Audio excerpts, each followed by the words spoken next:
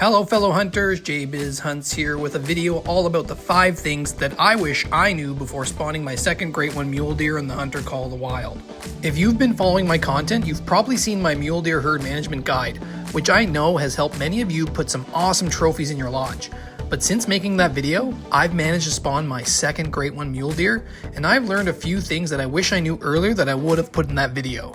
In this video, I'm going to break down those 5 essential tips, plus I'll show you the hunt where I took down that second Great One Muley. Let's dive in. Number 5, herds can move even late in the grind. I call the method that I use for grinding Great One Mule Deer on Askiy Ridge the every lake method. What that means is I make sure that I can access every single lake on the map using a tent or an outpost, and I try to be within 300 meters of any potential mule deer drink zone. This setup helped me catch something important. Mule deer herds can form or move very late in the grind. Around 800 harvests in, I suddenly had 2 new herds, 8 deers in total, on each appear at a lake where I'd only ever seen solo minimum weight level 2 bucks. I was checking that lake every few rotations looking for solo jumpers, but I never expected 2 fresh herds to pop up that late in the grind. So even though pickup tents are a great idea for speed and efficiency, having access to every lake is way more important specifically for this mule deer grind in Askiy Ridge. You don't want to miss a surprise respawn or a late game herd that could be hiding a shooter. Number 4 is home ranges matter more than you think. Here's something that I really wish that I would have covered in my original herd management video, mule deer home ranges. Yes, mule deer mostly drink on the west side of the map, except the river, but their true home ranges matter a lot more when managing respawns. When you take down a solo or blow out a herd zone at the bottom of the map, those deer typically respawn somewhere else in the south, right where you harvested them. Same thing with zones in the north, they tend to stay in that region. But the 3 central lakes in the middle of the map are a little different. They can jump north, south, or in between each other.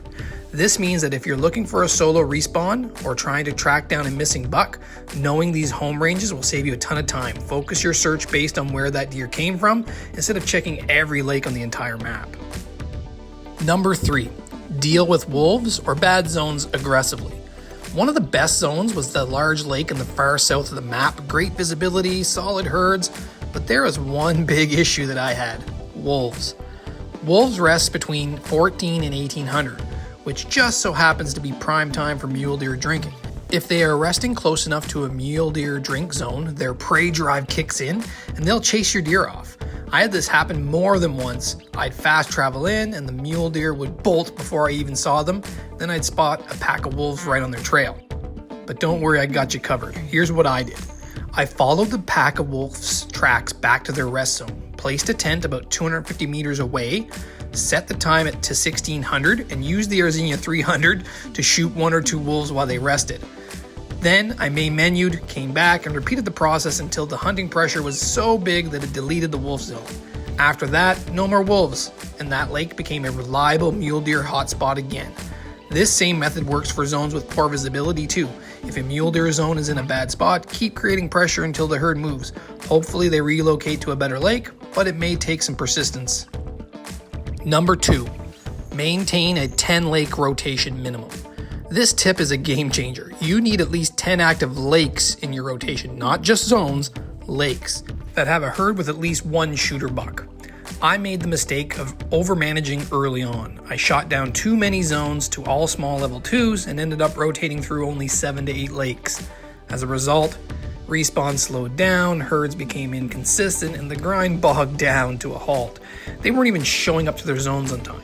To fix it, I went back to a few old lakes that I enjoyed hunting at, picked off the biggest level 2 buck at each, and got my rotation back up to 10 active lakes. And guess what?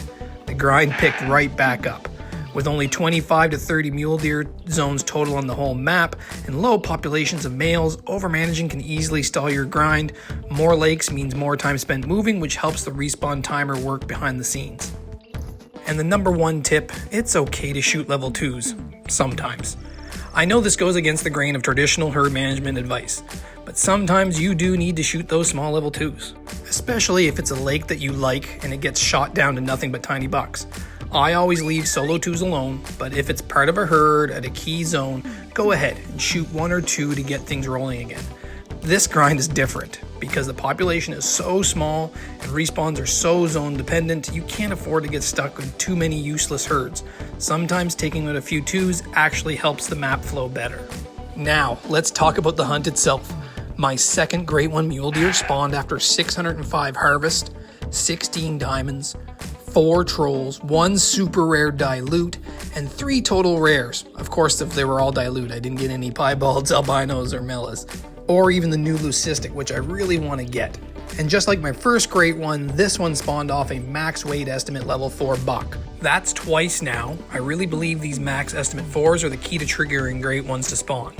That's why I don't recommend stacking bucks on this grind, fellow hunters. Keep harvesting those heavy 4s and max levels and keep the pressure and rotating on those herds. Based on my experience and what I've seen in the community, that's how people are getting really quick grinds. Let's harvest this beautiful buck, fellow hunters. I'm going to take him down using the Askiy Ridge exclusive weapon, the Outrider La Perriere 3030. I have it decked out in the New England Mountains premium wrap. As a Canadian, I love maple leaves, and on the stock, it just seems right to take him down with it. However, I'm going to have to turn him around for a better angle. To do that, I'll use the deer bleat collar and get him moving, and hopefully he gives me a good angle to take a shot. There he goes. He's just amazing to look at. Now he's giving me a perfect broadside shot. Take a deep breath.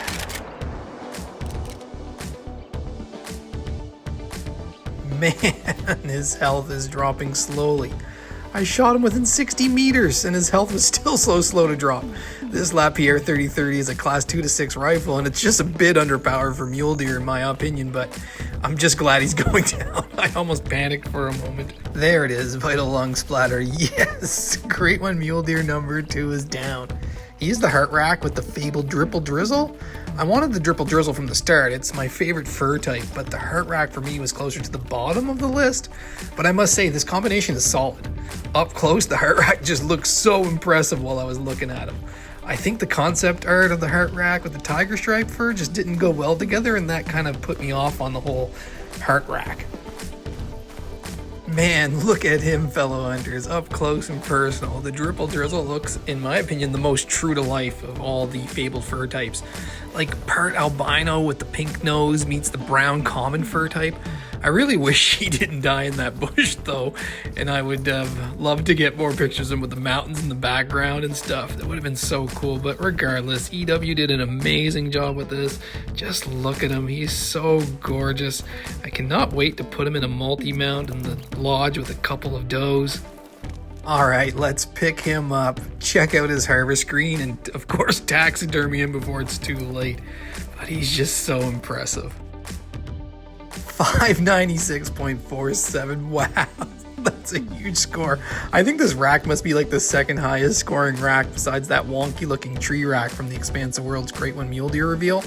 The buck standing in the moonlight, I've seen a few of them get harvested and they score above 600, but man, am I ever excited to put him in my lodge. And of course to start my third Mule Deer Great One grind. I just can't wait to start another one. That's it, fellow hunters. My second Great One is in the books, and I shared with you my top 5 tips that I wish I knew before I harvested him. Now that I know all those tips, I'm sure my third grind will be even smoother. Tell me, how are you enjoying the Great One Mule Deer grind in Askiy Ridge? I'd really like to know. Please put that in the comment section below. If you enjoyed this video, please give it a like as it helps get the channel out there for other hunters just like yourself. And for more Hunter Call to Wild content, please subscribe so you don't miss the next JBizHunts video. And as always, fellow hunters, happy hunting.